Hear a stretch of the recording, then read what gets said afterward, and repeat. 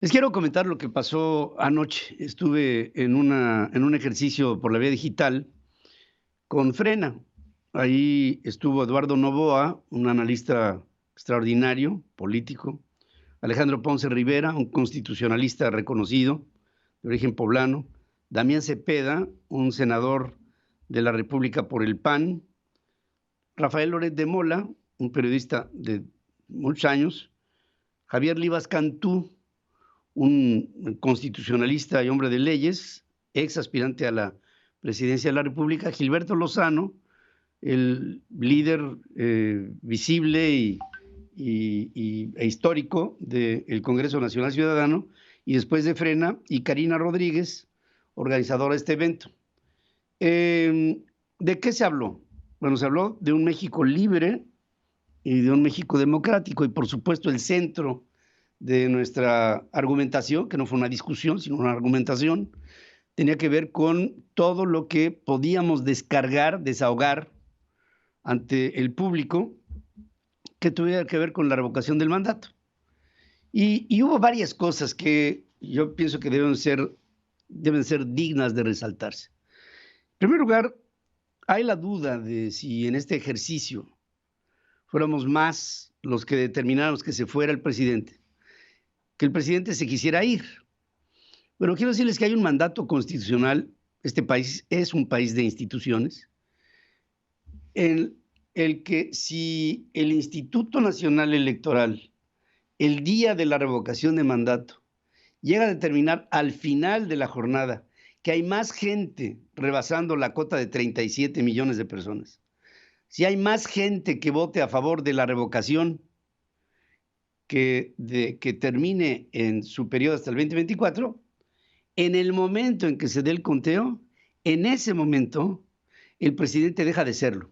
En ese instante, el presidente deja de ser jefe nato de las Fuerzas Armadas, deja de ser presidente de la República, y el proceso revocatorio tiene, ahí va otra explicación. Hay personas que dicen en su argumentación, es que la ley no es retroactiva. Bueno, quiero decir que desde que este proceso revocatorio se estableció, apelando a 3 o 4 artículos de la Constitución, el 19, el 45, el 39, el 45, el 40, estos dicen y hablan claramente sobre la revocación de mandato y cómo esta fue formulada en el 2019 para que entrara, y en el momento en que se tomara la figura revocatoria, implica que la figura revocatoria funciona. De otra suerte, una institución como es el Instituto Nacional Electoral no podría tomar a la revocación como ejercicio sabiendo que al final del ejercicio no procedería por la retroactividad de la ley. ¿Me explico? Es decir, el hecho de organizar la revocación es porque funciona la revocación. Ahora, hay otras ideas que se dan sobre si al acudir a votar lo que estás haciendo es darle al presidente un apoyo para que la revocación sea vinculante. Bueno, justamente eso es lo que pretendemos, que sea vinculante, que el resultado por consecuencia, que sea susceptible de ser parte de la temática del Congreso mexicano. Y lo que estamos buscando justamente es eso, que sea vinculante y que con nuestro voto alimentemos a la operatividad, a la funcionalidad y a la validez del Instituto Nacional Electoral. Porque no haremos nada y no abonaremos en nada al instituto si nuestra decisión es no votar. Porque en el momento en que nosotros decidamos no hacerlo, en ese momento el Instituto Nacional Electoral se minusvalora y su operación no está recompensada por la participación de los ciudadanos. Luego se confunde la idea que en otros países se ha hecho el ejercicio revocatorio cuando en realidad lo que pasó fue una ratificación. Casos como Venezuela, con Chávez, con Maduro, casos como Bolivia, con Evo Morales, casos como Nicaragua, con Daniel Ortega Saavedra, y los casos se van Rafael Correa en su oportunidad en Ecuador. pero con una diferencia enorme que no acabamos de ver en México. Esos países mencionados, en el momento en que se ha hecho la revocación del mandato, los institutos electorales convocantes son dominados por el presidente o por el dictador. En México, el Instituto Nacional Electoral no es dominado por el presidente. Todavía podemos decir que el Instituto Nacional Electoral es un órgano que sirve a la sociedad dando resultados y convocatorias certeras. En otras palabras, si votas, se va el presidente de la República. Pero el cálculo del presidente de México y de sus adláteres, de sus colaboradores, es que quienes quieren que se vaya el presidente no acudirían a la revocación porque consideran que acudir es una trampa, cuando en realidad la trampa es no acudir. Es lo contrario.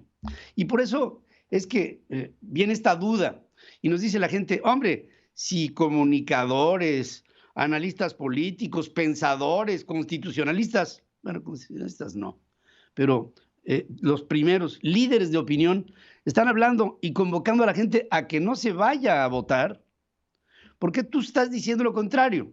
Y lo mismo se lo han preguntado a Javier Rivas Cantú, se lo han preguntado a Eduardo Noboa, se lo han preguntado al propio Damián Cepeda o a Gilberto Lozano o a Rafael Loret de Mola o a Alejandro Ponce o a un servidor. Nos lo han preguntado. Y lo que decimos nosotros, y es lo que quiero decirte a ti, es que cualquier mexicano consciente se da cuenta que si queremos hacer de México una democracia, tenemos que practicar la democracia.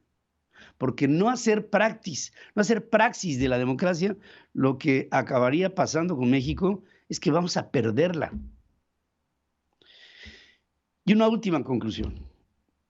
En México todo lo dejamos al final. Y no somos, porque hay que decirlo, una sociedad que se haya sofisticado en la práctica de la democracia. Pensamos que todavía faltan 33 días y que la decisión final puede esperar.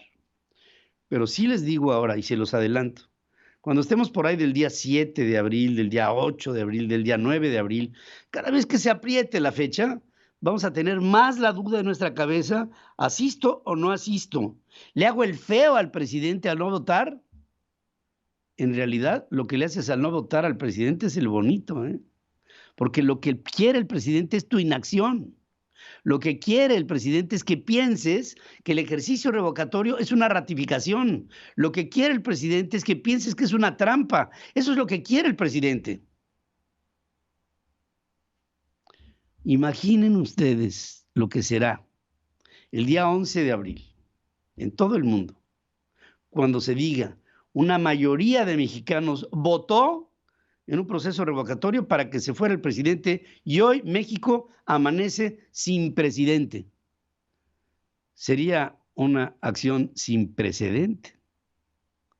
Imagínatela, que podamos tú y yo hacer el milagro mexicano.